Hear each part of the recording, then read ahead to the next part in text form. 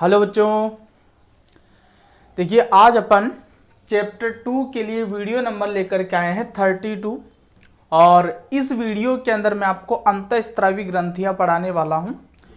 तो इससे पहले जो वीडियो था उसके अंदर मैंने आपको 10 अंतःस्रावी ग्रंथियां हमारे शरीर के अंदर बताई थी।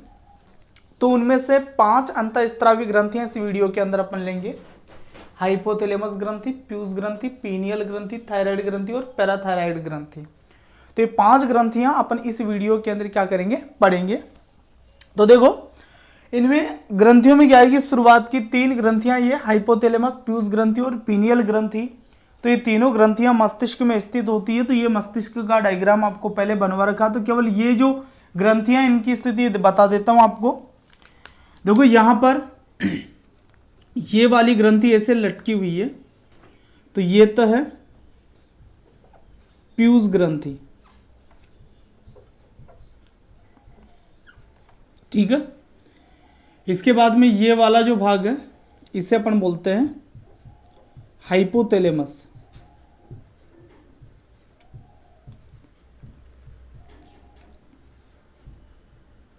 ठीक है। और यहां पर एक ग्रंथि है जिसे अपन बोलेंगे पीनियल ग्रंथि। ये वाला जो भाग है इसको अपन ने बोला था थैलेमस, और ये जो पूरा भाग है इसको अपन बोलते हैं डाइएन्सेफेलान। पूरा भाग क्या कहलाता है, ये डाइएन्सेफेलान कहलाता है। तो यहां पर मैं इसका नाम डाल देता हूं। इस पूरे भाग को अपन क्या बोलते हैं,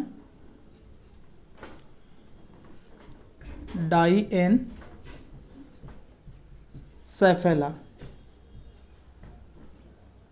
डाइएन्सेफेलान,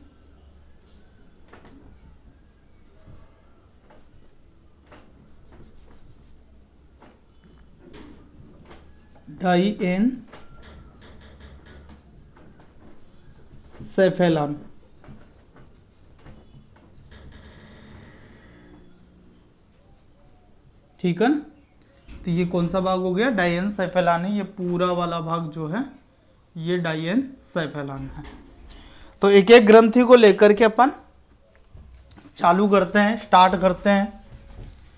तो सबसे पहले अपन बात करते हैं हाइपोथैलेमस ग्रंथि की। तो देखो वही मुख्य मुख्य पॉइंट अपन देखते हुए चलते हैं इनके। तो पहली चीज देखिए, ये पूरा भाग डायनसेफेलान है। तो ये हाइपोथैलेमस क्या है कि ये जो डायनसेफेलान है इसके आधार भाग का निर्माण करती है। तो पहली बात अपने को ये याद रखनी है कि हाइपोथैलेमस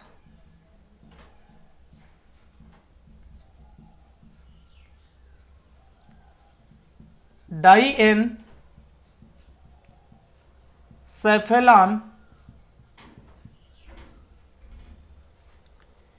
के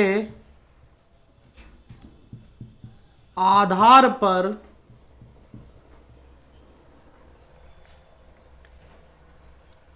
आधार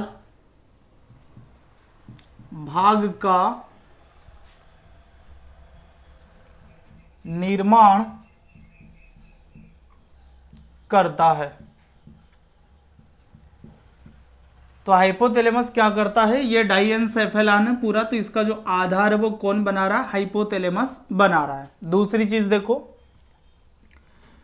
अंतःस्रावी तंत्र जो भी नियंत्रण या समन्वय स्थापित करता है, तो उस नियंत्रण और समन्वय के अंदर हाइपोथैलेमस की सबसे अधिक भूमिका होती है। सबसे ज्यादा भूमिका किसकी होती है, हाइपोथैलेमस की होती है। क्योंकि हाइपोथैलेमस अंतःस्रावी तंत्र और जो तंत्रिका तंत्र दोनों का ही भाग है, तो दोनों के बीच में नियंत्रण और समन्वय स्थापित करने का कार्य यही भाग करेगा। तो एक बात अपन याद रख लें कि अंतःस्रावी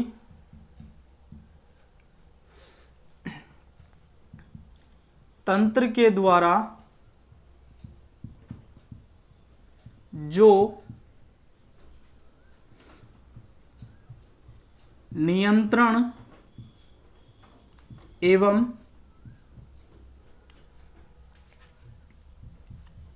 समन्वय स्थापित किया जाता है।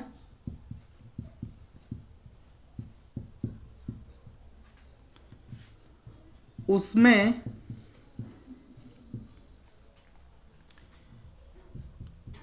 हाइपोथैलेमस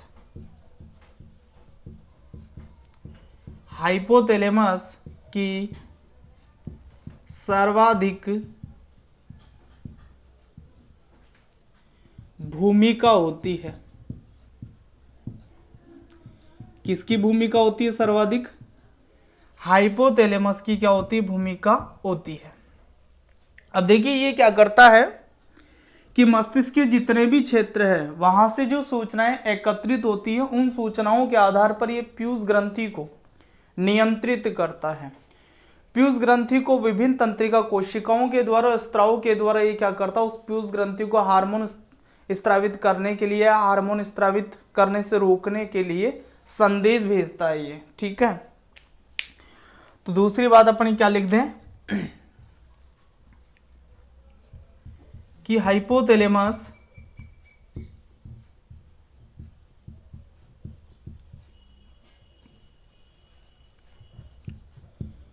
मस्तिष्क के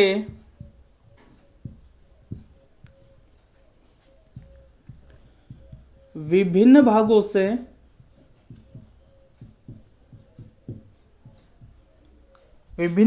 से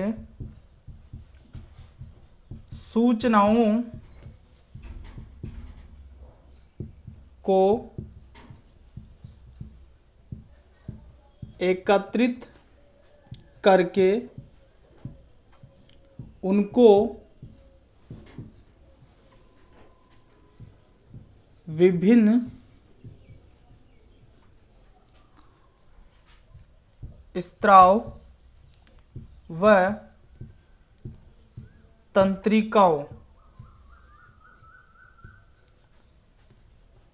तंत्रिकाओं द्वारा पीयूष ग्रंथि तक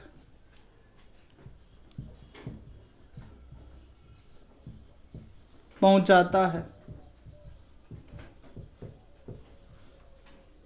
कहां पहुंचाता? पीयूष ग्रंथि तक पहुंचाता है। तो हाइपोथैलेमस मस्तिष्क के विभिन्न भागों से सूचनाओं को एकत्रित करता है और उसको विभिन्न स्त्राव का मतलब हार्मोन और तंत्रिका कोशिकाओं के द्वारा क्या करेगा? पीयूष ग्रंथि तक पहुंचाएगा। तो देखो हाइपोथैलेमस जो होता है उसका मुख्य कार्य यही होता है कि ये पीयूष ग्रंथि के द्वारा जो हार्मोन स्त्रावित होते हैं उनको नियंत्रित रखता है, उनके ऊपर नियंत्रण रखता है। तो यहां पर एक बात अपने को यह महत्वपूर्ण ध्यान रखना है, हाइपोथैलेमस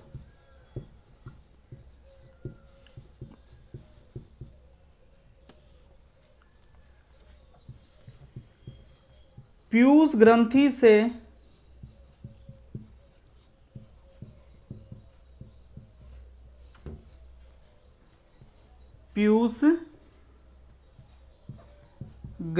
से स्त्रावित होने वाले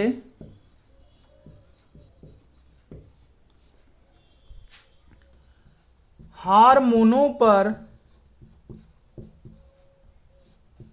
नियंत्रण रखता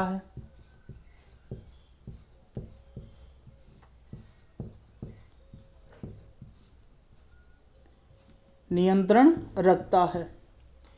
तो हाइपोथैलेमस पीयूष ग्रंथि से स्त्रावित होने वाले जो हार्मोन है उस पर नियंत्रण रखता है। और आपको पता है कि पीयूष ग्रंथि को अपन क्या बोलते हैं? मास्टर ग्रंथि बोलते हैं। तो हाइपोथैलेमस पीयूष ग्रंथि के ऊपर नियंत्रण रखता है, मास्टर ग्रंथि पर नियंत्रण रखता है। इसलिए हाइपोथैलेमस ग्रंथि को क्या बोला जाता है? मास्टर ऑफ मास्टर ग्रंथि। क्या बोला जाता? मास्टर ऑफ मास्टर ग्रंथि। तो एक लाइन और याद रखना है अपने को, यहां पर क्या याद रखना है कि हाइपोथैलेमस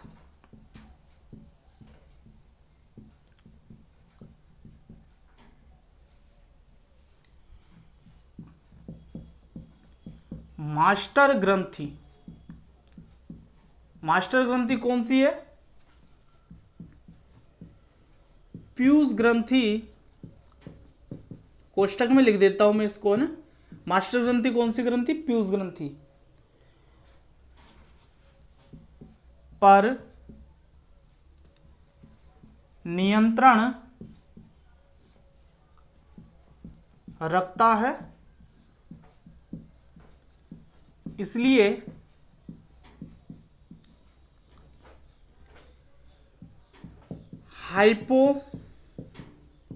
हाइपोथैलेमस को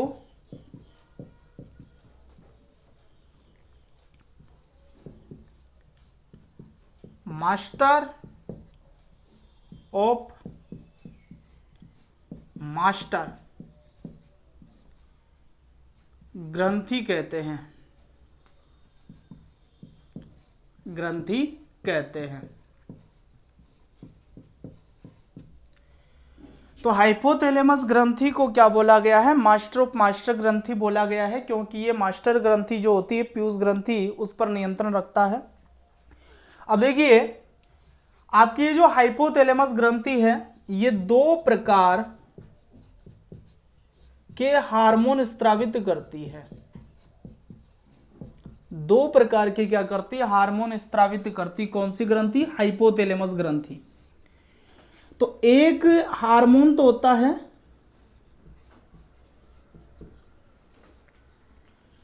रिलीजिंग हार्मोन, इनको अपन बोलते हैं मोचक हार्मोन, मोचक हार्मोन, रिलीजिंग हार्मोन या मोचक हार्मोन। और दूसरे प्रकार के जो हार्मोन हैं उन्हें अपन बोलते हैं इनहिबिटोरी हार्मोन। इनहिबिटरी हार्मोन को अपन बोलते हैं निरोधी हार्मोन, निरोधी हार्मोन। तो हाइपोथैलेमस ग्रंथि ये दो प्रकार के हार्मोन स्रावित करती है, मोचक हार्मोन और निरोधी हार्मोन। तो मोचक हार्मोन तो क्या करता है? जो पीयूष ग्रंथि है उसको हार्मोन स्रावित करने के लिए प्रेरित करते हैं। जैसे ही हाइपोथैलेमस मोचक हार्मोन पीयूष ग्रंथि के पास में भेजेगा तो पीयूष ग्रंथि हार्मोन स्रावित करना चालू कर देगी। और यदि हाइपोथैलेमस ग्रंथि निरोधी हार्मोन स्रावित करके पीयूष ग्रंथि के पास में भेजता है तो पीयूष ग्रंथि हार्मोन स्रावित करना बंद कर देगी या कम कर देगी। तो इन दोनों हार्मोन के द्वारा ही ये क्या करता? पीयूष ग्रंथि पर नियंत्रण रखता है। यदि इसको हार्मोन स्रावित करवाना है तो वहां पर ये मोचक हार्मोन भेजेगी, और इसको हार्मोन स्रावित नहीं करवाना है तो ये क्या करेगी? निरोधी हार्मोन भेजेगी। तो देखो, हाइपोथैलेमस के बारे में अपन ने क्या जान लिया। देखिए, हमने कहा हाइपोथैलेमस डाइएन्सेफेलान के आधार भाग का निर्माण करता है। तो ये हाइपोथैलेमस पूरा डाइएन्सेफेलान है, तो इसके आधार पर स्थित है ये। दूसरी बात अपन ने क्या कही कि तंत्रिका तंत्र के द्वारा जो नियंत्रण और समन्वय स्थापित किया जाता है, तो उसमें सर्वाधिक भूमिका किसकी होती है? हाइपोथैलेमस की होती है, क्योंकि यही वो भाग होता है जो मस्तिष्क के सारे स्थानों से सूचनाओं को एकत्रित करके पीयूष ग्रंथि को मैसेज भेजता है, और उसी के अनुसार पीयूष ग्रंथि क्या करती है? अन्य ग्रंथियों से हार्मोन स्रावित करवाती है। तो हाइपोथैलेमस मस्तिष्क के विभिन्न भागों से सूचनाओं को एकत्रित करके उनको विभिन्न स्त्राव और तंत्रिकाओं द्वारा क्या करता है? पीयूष ग्रंथि तक पहुंचाता है।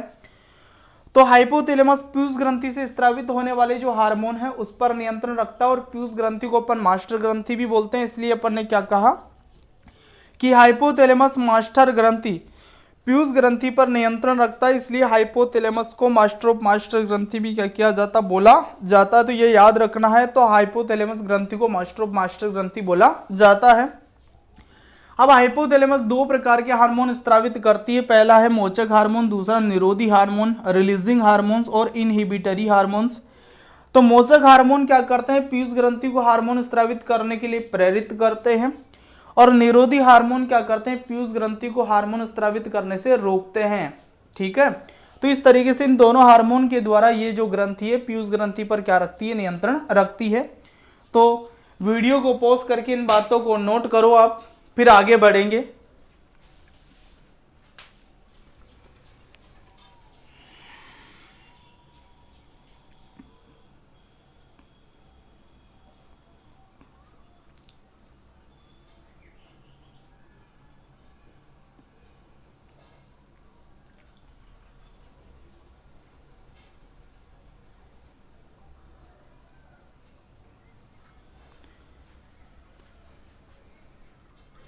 उतार लिया होगा आपने। अब मिटा रहा हूं मैं।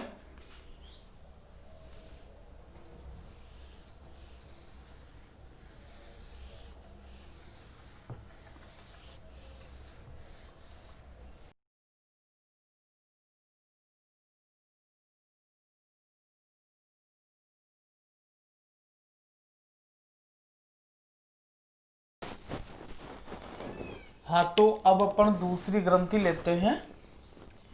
दूसरी ग्रंथि उठा लेते हैं। कौन सी ग्रंथि लेते हैं? पीयूष ग्रंथि।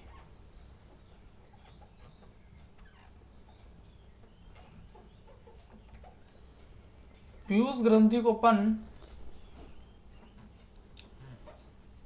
पिट्यूटरी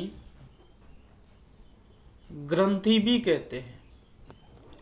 क्या बोला जाता है इसको? पिट्यूटरी ग्रंथि भी पीयूष ग्रंथि को बोला जाता है।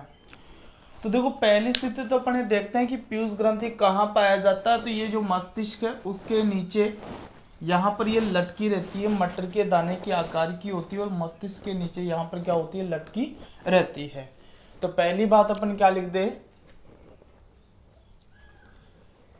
कि यह ग्रंथि मटर के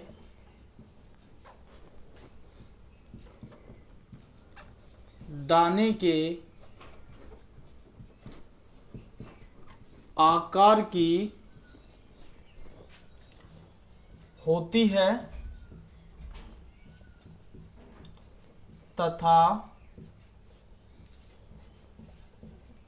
अग्र मस्तिष्क के नीचे लटकी रहती है।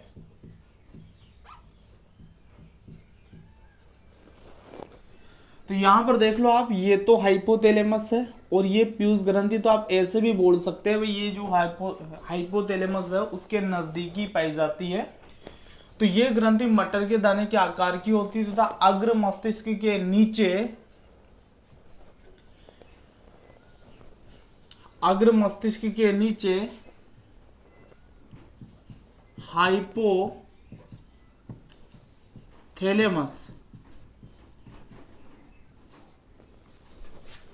के नजदीक लटकी रहती है। लटकी रहती है। तो पहली बात ये हो गई अपने। अब दूसरी चीज देखो कि ये पीयूष ग्रंथि, इसको यदि अपन बड़ा करें थोड़ा, तो पीयूष ग्रंथि क्या होती है कि दो भागों के अंदर बटी होती है। तो दूसरी बात क्या हो जाएगी? पीयूष ग्रंथि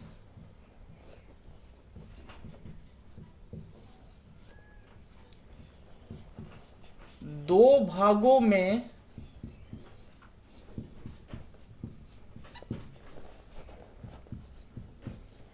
बटी होती है।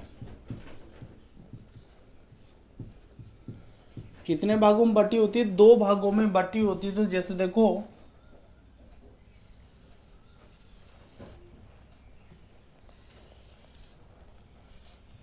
इसी तरीके से पीयूष ग्रंथि क्या होती है? दो भागों में बटी होती है। तो इसका ये जो आगे का भाग है इसे तो अपन बोलते हैं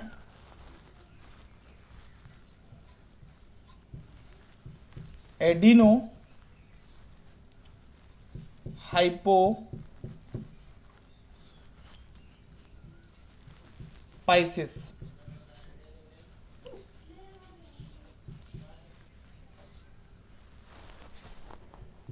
एडिनो हाइपोपाइसिस। और ये जो दूसरा भाग है इसे अपन बोलते हैं न्यूरो हाइपोपाइसिस।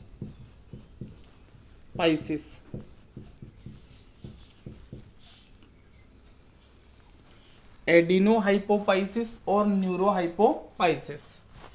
अब ये जो एडिनो हाइपोपाइसिस है ये पीयूष ग्रंथि का अग्र भाग है। तो इसे अपन अग्र पीयूष भी बोलते हैं। क्या बोलते हैं इसको? अग्र पीयूष।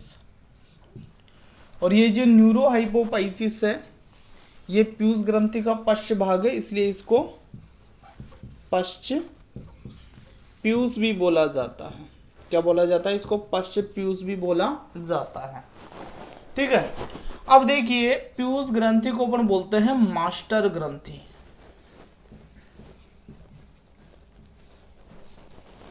पीयूष ग्रंथि को मास्टर ग्रंथि बोला जाता है क्योंकि पीयूष ग्रंथि अन्य जितनी भी ग्रंथियां हैं उनके हार्मोन स्त्रवण पर नियंत्रण रखती है।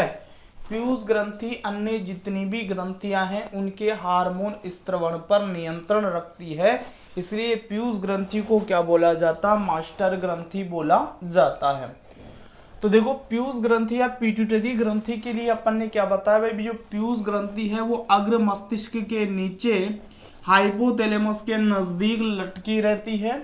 पीयूष ग्रंथि को दो भागों में बांटा है, एडिनो हाइपोपाइसिस और न्यूरो हाइपोपाइसिस। एडिनो हाइपोपाइसिस को अग्र पीयूष बोला जाता है और न्यूरो हाइपोपाइसिस को पश्च पीयूष बोला जाता है। पीयूष ग्रंथि को मास्टर ग्रंथि बोला जाता है क्योंकि ये ग्रंथि क्या करती है, अन्य जो ग्रंथियां उनके द्वारा जो हार्मोन स्त्रावित होते उनके ऊपर क्या रखती है? नियंत्रण रखती है।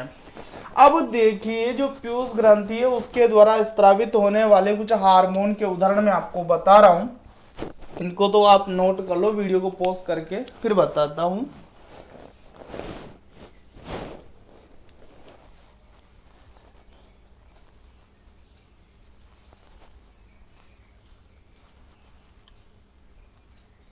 ठीक है, मिटा देता हूं।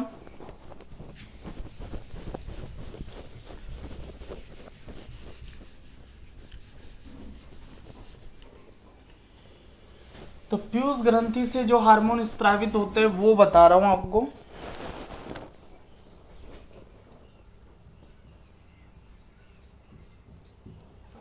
पीयूष ग्रंथि से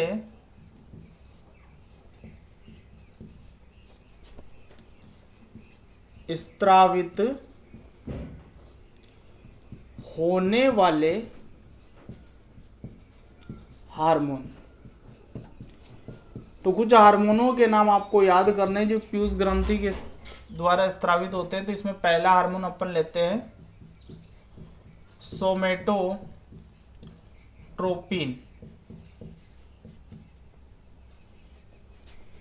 हार्मोन।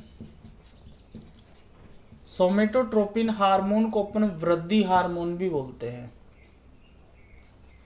वृद्धि हार्मोन। तो ये हार्मोन क्या करता है?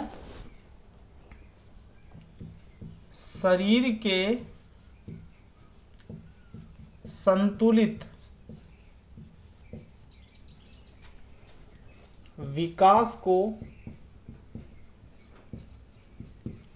नियंत्रित करता है, नियंत्रित करता है सोमेटोट्रोपिन या वृद्धि हार्मोन। दूसरा है थायराइड प्रेरक हार्मोन।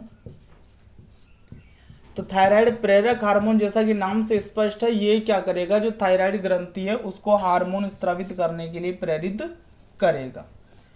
इसके बाद में अपन लेते हैं प्रोलैक्टिन हार्मोन। प्रोलैक्टिन हार्मोन क्या करता है?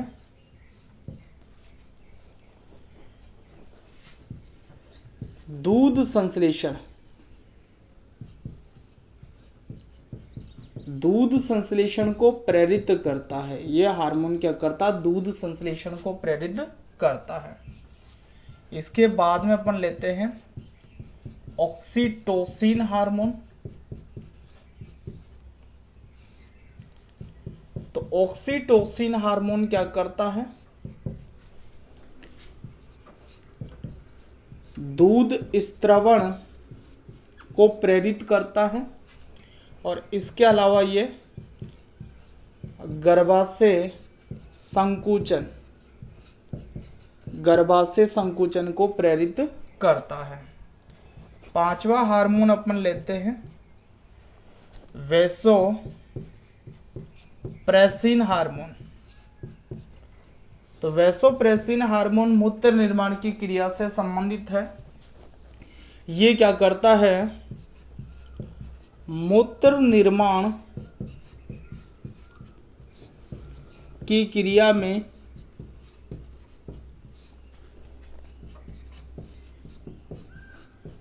जल अवशोषण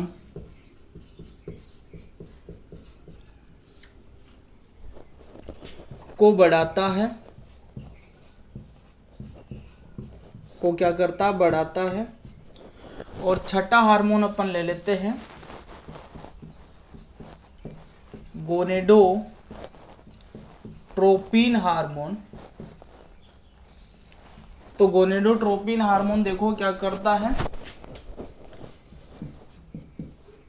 मादा में अंडाशय तथा नर में वर्षण को प्रेरित करता है।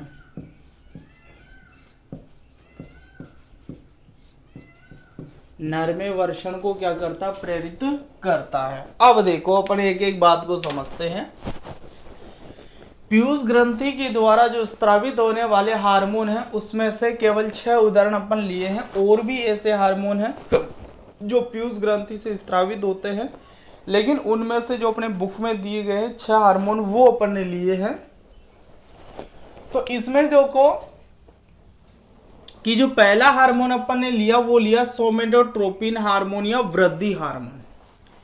तो ये सोमेटोट्रोपिन हार्मोन क्या करता, शरीर के संतुलित विकास को प्रेरित करता। शरीर के संतुलित विकास का मतलब यह है कि शरीर का आकार और शरीर की लंबाई, इन दोनों चीजों को यह हार्मोन निर्धारित करता। यदि वृद्धि हार्मोन अधिक मात्रा में स्त्रावित हो जाए तो व्यक्ति का शरीर लंबा हो जाता, बहुत ज्यादा लंबा हो जाता है। और यदि मान लीजिए वृद्धि हार्मोन कम मात्रा में स्त्रावित होता है तो व्यक्ति बौना रह जाता है। ठीक है, तो ये वृद्धि हार्मोन शरीर के संतुलित विकास को प्रेरित करेगा। यदि कम स्त्रावित हो रहा है, ये सामान्य से कम स्त्रावित हो रहा है तो व्यक्ति बौना रह जाएगा, और सामान्य से अधिक स्त्रावित हो गया तो व्यक्ति कैसा हो जाएगा, लंबा हो जाएगा। थायराइड प्रेरक हार्मोन है, तो ये क्या करेगा, थायराइड ग्रंथि को हार्मोन स्त्रावित करने के लिए प्रेरित करेगा। प्रोलैक्टिन हार्मोन, तो ये प्रोलैक्टिन हार्मोन जो होता है दूध के संश्लेषण को, मादाओं के अंदर ये क्या करता है, जो दूध का संश्लेषण होता है तो उस दूध के संश्लेषण को प्रेरित करता है। ऑक्सीटोसिन हार्मोन, तो ऑक्सीटोसिन हार्मोन जो होता है एक तो क्या करता है, गर्भाशय का संकुचन करता है। जब मादा के अंदर शिशु 9 महीने तक गर्भ के अंदर पूरी तरीके से परिपक्व हो जाता है तो वो योनि मार्ग के द्वारा बाहर आता है। तो उस समय क्या होता है कि गर्भाशय की जो पेशियां हैं उसको संकुचित करके जो बच्चा है उसको योनि मार्ग से बाहर निकालने में सहायता करता है। और उसके साथ ही जब मतलब बच्चा जन्म ले चुका होता है तो उस समय ये क्या करता है, माता के अंदर दूध का जो स्त्रवण होता है उसको भी प्रेरित करता है ताकि शिशु का जो भोजन है उसकी पूर्ति हो सके। तो ऑक्सीटोसिन हार्मोन एक तो गर्भाशय संकुचन को प्रेरित करता है और दूसरा दूध स्त्रवण को भी क्या करता है, ये प्रेरित करता है। इसके बाद में वैसोप्रेसिन हार्मोन है, तो वैसोप्रेसिन हार्मोन मूत्र निर्माण की क्रिया से संबंधित है। तो ये क्या करता है कि जल अवशोषण की क्रिया को बढ़ाता। तो जब ये जल अवशोषण की क्रिया को बढ़ाएगा तो उससे क्या होगा कि जो मूत्र है वो गाढ़ा बनेगा। कैसा बनेगा, गाढ़ा बनेगा। ठीक है, और गोनेडोट्रोपिन हार्मोन है, तो ये तो मादा में तो अंडाशय को और नर में वर्षण को क्या करता, प्रेरित करता है। तो इन बातों को नोट करो, फिर आगे बढ़ रहा हूं मैं।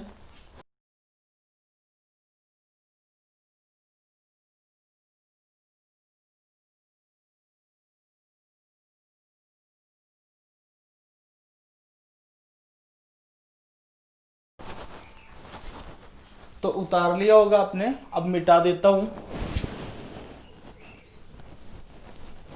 अब अपन क्या करेंगे, जो तीसरी ग्रंथि है उसके बारे में पढ़ेंगे। तीसरी ग्रंथि कौन सी बताइए, पीनियल ग्रंथि, जो मस्तिष्क के अंदर ही क्या होती है, स्थित होती है।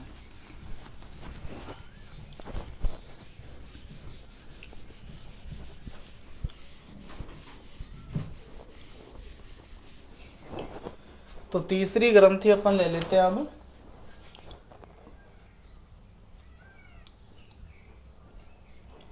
पीनियल ग्रंथि।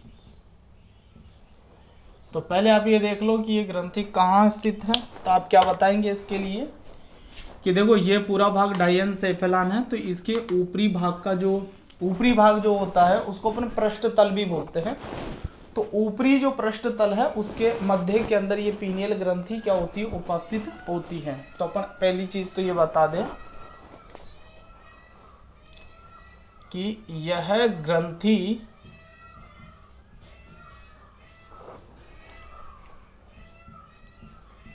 मस्तिष्क के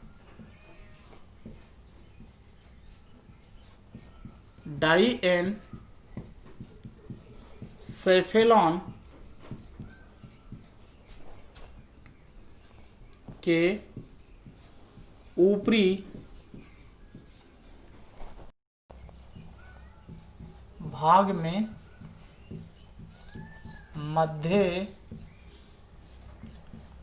पृष्ठ तल में स्थित होती है।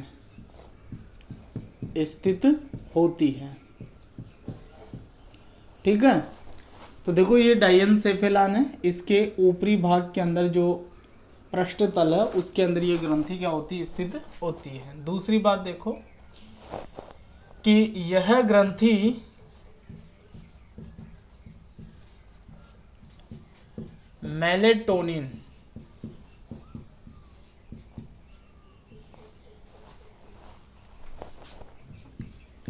नामक हार्मोन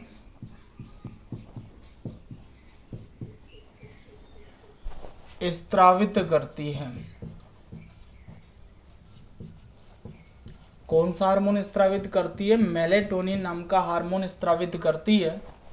और ये मेलेटोनिन हार्मोन क्या करता है, एक तो हमारे शरीर के अंदर दैनिक लय को नियंत्रित करता है और इसके अलावा सोने व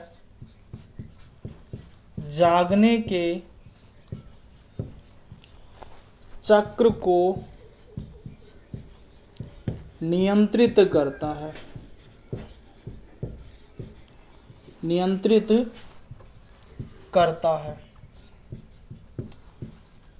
एक तो क्या करेगा, शरीर की जो दैनिक लय होती है उसको नियंत्रित करता है, और एक सोने और जागने का जो चक्र है उसको क्या करता है, ये नियंत्रित करता है। थोड़ा सा समझते अपन इस बात को। देखो दैनिक लय का मतलब कि कितने बजे तो हमारे शरीर को जागना है, कितने बजे कोई कार्य करना है, कितने बजे उसको थकान होनी है, कितने बजे उसको वापस नींद आनी, कितने बजे उसको भूख लगनी है। ये सारी चीजें हमारे शरीर की दैनिक लय है। दैनिक लय का मतलब है प्रतिदिन हमारे शरीर के अंदर जो क्रियाएं हो रही है, या प्रतिदिन हमारे शरीर को जो थकान, भूख, नींद, इन सब का आभास हो रहा, वो सारी चीजें। तो एक तो ये क्या करेगी, दैनिक लय को नियंत्रित करेगी, और उसके साथ में सोने और जागने का जो चक्र है उसको भी यही हार्मोन नियंत्रित करता है। देखो आजकल तो क्या अलार्म घड़ी आती है, मोबाइल के अंदर भी आप क्या कर लेते हो, टाइम सेट करके सो जाते हो कि मुझे तो क्या है कि सुबह 3 बजे उठ के पढ़ाई करनी है। हाँ, पढ़ाई करते हो कि 3 बजे उठ करके? कुछ ऐसे होते हैं जो 4 बजे उठ करके पढ़ाई कर रहे हैं, तो 4 बजे का टाइम सेट करके उसमें सो जाते हैं, कुछ 5 बजे। और कुछ ऐसे होते हैं जो टाइम भर के सो तो जाते हैं, लेकिन जब वो सुबह बजता है ना तो मोबाइल को बंद करके फिर वापस सो जाते हैं, है ना। तो देखो यदि मान लीजिए आप वो टाइम सेट करके नहीं सोते हो तो क्या आपकी नींद नहीं खुलेगी? क्या बिल्कुल खुलेगी आपकी नींद। आपके शरीर को जितनी नींद की आवश्यकता है उतनी नींद पूरी हो जाने के बाद में आपकी जो आंख है वो स्वतः ही खुल जाती है। और वो स्वतः ही किसके कारण खुलती है? मेलेटोनिन हार्मोन के कारण खुलती है। ये मेलेटोनिन हार्मोन निर्धारित करता है कि शरीर को कितनी नींद की आवश्यकता और शरीर को कितने समय तक जागे हुए रहना है। कई बार ऐसा होता है कि अपने पास में खूब सारा टाइम होता है, अपन जबरदस्ती सोने की कोशिश करते हैं लेकिन नींद नहीं आती है। जैसे मान लीजिए आपके जो एग्जाम है किसी भी क्लास के आपने दिए होंगे, तो लास्ट का एग्जाम आपका पूरा हो गया, तो आप ये सोचते हैं अब तो एग्जाम पूरा हो गया, अब तो सोना है घर चल करके बढ़िया तरीके से। तो क्या आपको अच्छे से नींद आती है क्या उस दिन? नहीं आती है। क्यों? क्योंकि आपके शरीर को जितनी नींद की आवश्यकता थी वो पूरी हो रखी है। केवल वो नींद किस वजह से आ रही थी? वो एग्जाम में जो आप पढ़ाई कर रहे हो इस वजह से वो नींद आ रही थी, उस पढ़ाई की वजह से नींद आ रही थी। जैसे ही वो पढ़ाई का काम खत्म हुआ तो आपकी नींद भी क्या हो गई? उड़ गई। ठीक है ना? तो ये जो हार्मोन है सोने और जागने के चक्र को नियंत्रित भी करता है। तो देखो पीनियल ग्रंथि, इसके लिए अपन ने क्या बता दिया कि यह ग्रंथि मस्तिष्क के डायनसेफेलान के ऊपरी भाग में मध्य पृष्ठ तल में स्थित होती। तो ऊपरी भाग में मध्य पृष्ठ तल है उसी में स्थित है। कौन सा हार्मोन स्त्रावित करती? पीनियल ग्रंथि मेलेटोनिन नाम का हार्मोन स्त्रावित करती है। और ये हार्मोन शरीर के अंदर एक तो दैनिक लय को नियंत्रित करता है और दूसरा सोने व जागने के चक्र को नियंत्रित करता है। तो वीडियो को पॉज करिए और इन बातों को नोट करिए।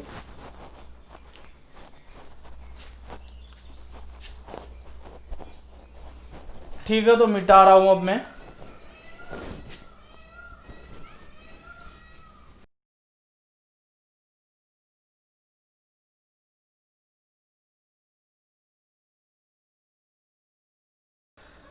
तो अब इसके बाद में अपन चौथी ग्रंथि लेते हैं, और चौथी ग्रंथि का नाम मैंने आपको बता रखा है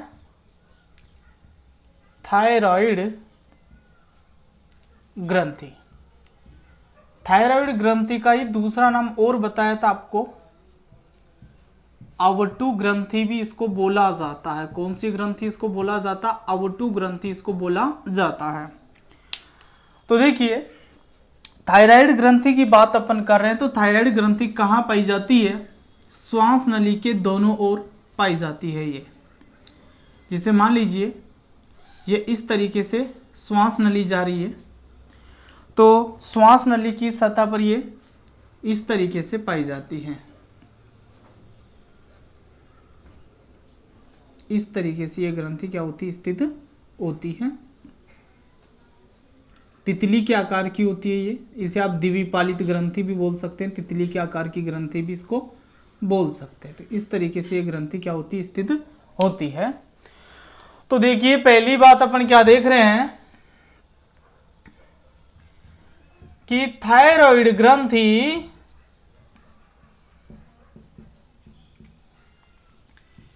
द्विपालित होती है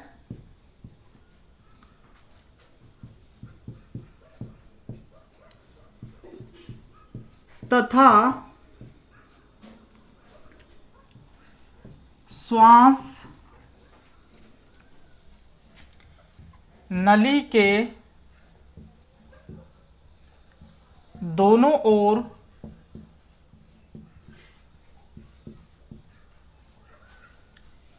स्थित होती है। स्थित होती है। अच्छा दूसरी बात देखो जो बहुत इंपॉर्टेंट है। क्या है दूसरी बात? देखो ये थायराइड ग्रंथि सबसे बड़ी अंतःस्रावी ग्रंथि है। थायराइड ग्रंथि क्या है? सबसे बड़ी अंतःस्रावी ग्रंथि है। तो अपन यहां लिख दे दूसरी बात, थायराइड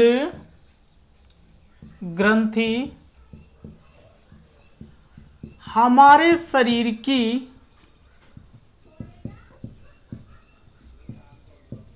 सबसे बड़ी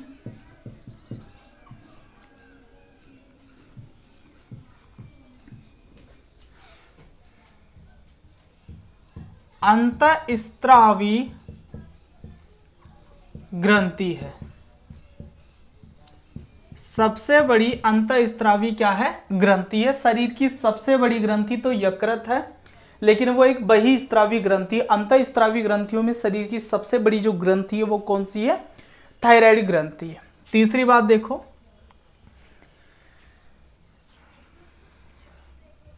थायराइड ग्रंथि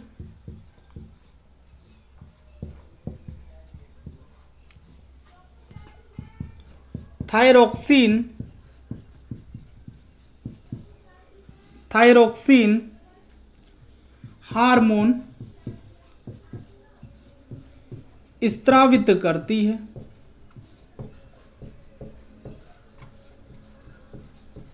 थायराइड ग्रंथि कौन सा हार्मोन स्रावित करती है? थायरोक्सिन हार्मोन स्रावित करती है। और ये हार्मोन क्या करता है देखो, थायरोक्सिन हार्मोन शरीर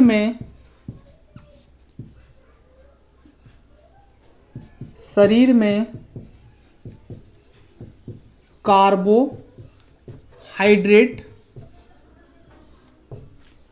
वसा व प्रोटीन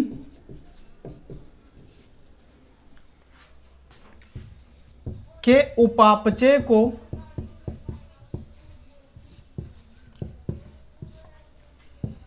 नियंत्रित करता है तथा आरबीसी यानी कि लाल रक्त कणिका के निर्माण में मदद करता है। ठीक है। अच्छा देखो आगे एक बात और है कि थायरोक्सिन हार्मोन का निर्माण, थायरोक्सिन हार्मोन का निर्माण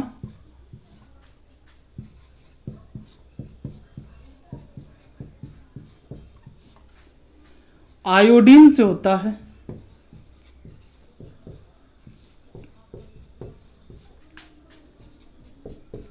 किससे होता है? आयोडीन से।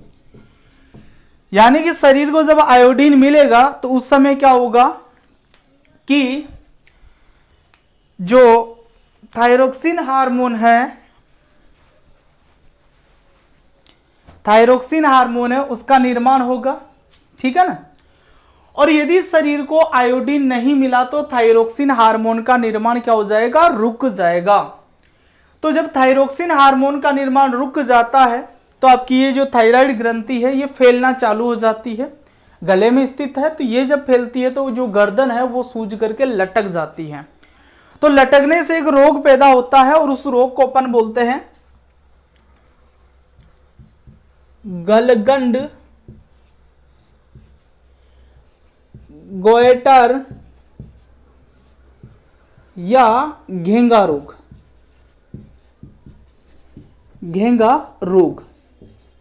गलगंड गाइटर या घेंगा रोग। तो कोई पूछ ले भाई आयोडीन की कमी से कौन सा रोग होता है, तो हमारा उत्तर होगा गलगंड गाइटर या घेंगा रोग। कोई पूछ ले बोले गलगंड गाइटर या घेंगा रोग कौन सी ग्रंथि से संबंधित है, तो हमारा आंसर क्या होगा?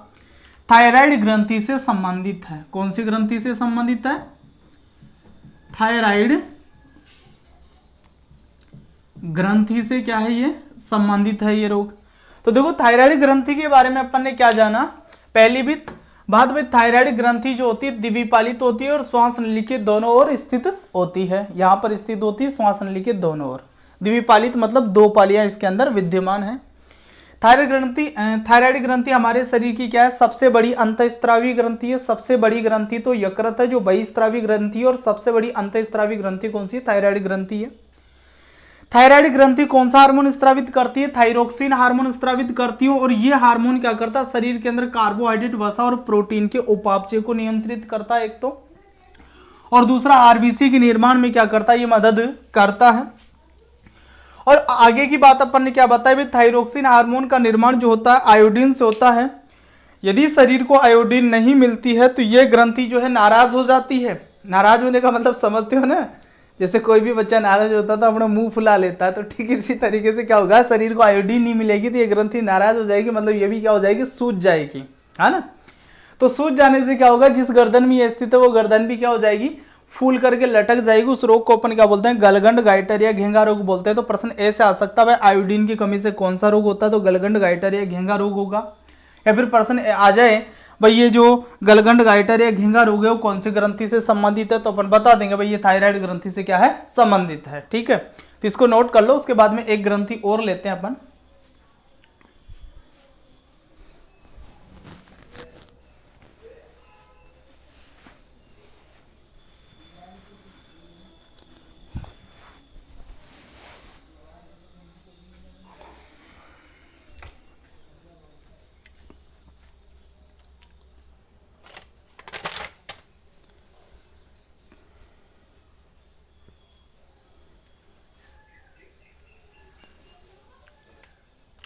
हाँ तो मिटाता हूं भाई।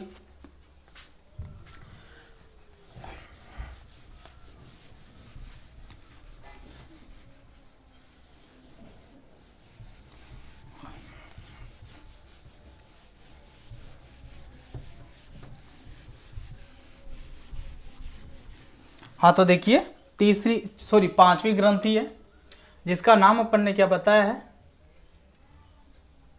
पैरा थायराइड ग्रंथि। पैराथायराइड ग्रंथि का ही दूसरा नाम अपन बोलते हैं प्राउटू ग्रंथि। तो देखो पहले स्थिति बता देता हूं आपको। ये थायराइड ग्रंथि है, इसी के अंदर क्या होता है कि प्रत्येक पाली के अंदर 2 पैराथायराइड ग्रंथियां पाई जाती है। जो थायराइड ग्रंथि उसके पीछे की सतह में ये धसी हुई रहती है, बटन के आकार की या मटर का जो दाना होता है उसके आकार की होती है। तो 4 होती है संख्या में, 2 जो ग्रंथियां हैं पैराथायराइड ग्रंथियां वो तो इस पाली में धसी हुई रहती है और 2 इस पाली के अंदर क्या होती है, धसी हुई रहती है इस तरीके से। तो ये चारों जो मैंने दिखाए हैं ये क्या है, कौन सी ग्रंथि है, ये पैराथायराइड ग्रंथि। कौन सी ग्रंथि, पैराथायराइड ग्रंथि। तो इसके लिए अपन लिख देते हैं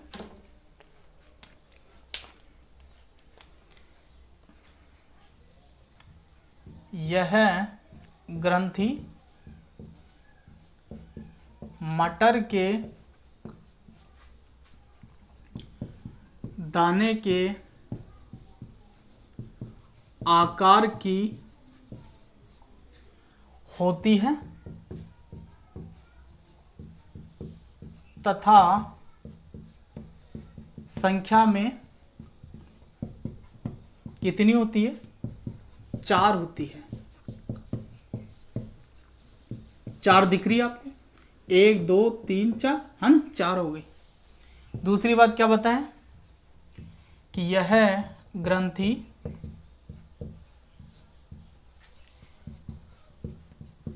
थायराइड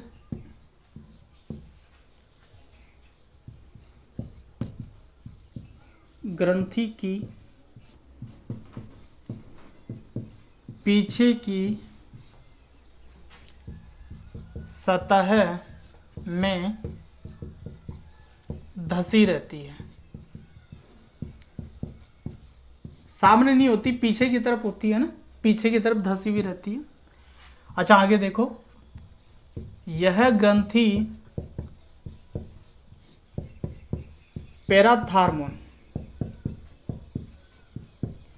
पैराथार्मोन हार्मोन स्त्रावित करती है। यह ग्रंथि कौन सा हार्मोन स्त्रावित करती है, पैराथार्मोन हार्मोन स्त्रावित करती है। तो देखिए यह हार्मोन क्या करता है, यह हार्मोन शरीर में कैल्शियम जो होता है आयन के रूप में होता है अपने शरीर के अंदर, Ca+2 आयन के रूप में, वह फॉस्फेट को अपन किस तरीके से लिखते हैं, PO4 -3। तो यह हार्मोन शरीर में कैल्शियम और फॉस्फेट की मात्रा को नियंत्रित करता है। क्या करता है, नियंत्रित करता है। तो भैया क्या होता है कि यदि पैराथार्मोन हार्मोन कम हो जाए, पैराथार्मोन हार्मोन की कमी हो जाए तो एक रोग हो जाता है शरीर के अंदर जिसे अपन बोलते हैं टिटेनी रोग। कौन सा रोग हो जाता है, कौन सा रोग हो जाता है, टिटेनी रोग हो जाता है ना। तो भाई देखो टिटेनी रोग के अंदर क्या होता है, कि कैल्शियम की मात्रा तो कम हो जाती है और फॉस्फेट की मात्रा बढ़ जाती है। तो जब कैल्शियम कम हो जाता है और फॉस्फेट ज्यादा हो जाता है शरीर के अंदर, तो हमारे शरीर की जो मांसपेशियां हैं जिनके अंदर फैलने का और सिकुड़ने का गुण होता है, तो वो ठीक प्रकार से फैल सिकुड़ नहीं पाती है। तो मांसपेशियों में ऐंठन हो जाती है, जैसे जबड़े हैं हिल रहे हैं मांसपेशियों में गति के कारण। तो जब मांसपेशियों के अंदर गति नहीं होगी तो जबड़े जो है वो जकड़ जाएंगे। या हाथ पैरों की मांसपेशियां जब गति नहीं करेगी तो हाथ पैरों में क्या हो जाएगी, ऐंठन हो जाएगी। ठीक है, तो इस तरीके से ये टिटेनी रोग है, एक बार इसको नोट करो।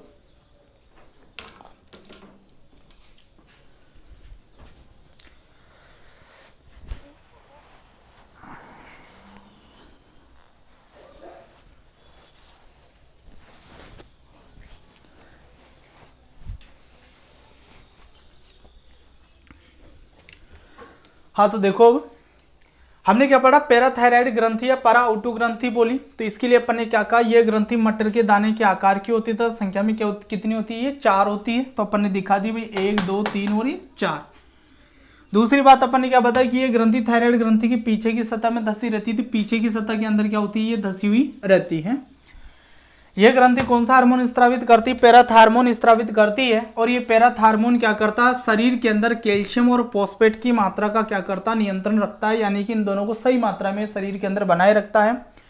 लेकिन यदि मान लीजिए पैराथार्मोन हार्मोन की शरीर में कमी हो जाए तो शरीर के अंदर कौन सा रोग हो जाता है, टिटेनी नाम का रोग हो जाता है। और इस रोग के अंदर क्या होता है कि कैल्शियम आयन की मात्रा कम हो जाती है और फॉस्फेट आयन की मात्रा क्या हो जाती है, बढ़ जाती है।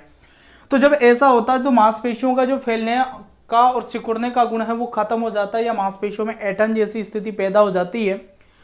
तो हाथ पैर है या जबड़े हैं उनमें क्या हो जाने लग जाएगी, ऐंठन होने लग जाएगी। ठीक है, तो ये आज पैराथायराइड ग्रंथि भी हो गई है पूरी। तो आज अपने को 5 ग्रंथियां पढ़नी थी, 5 ग्रंथियां अपन अगले वीडियो में लेंगे। तो ठीक है, मिलते हैं फिर नेक्स्ट वीडियो में, तब तक आप अपनी स्टडी करते रहिए।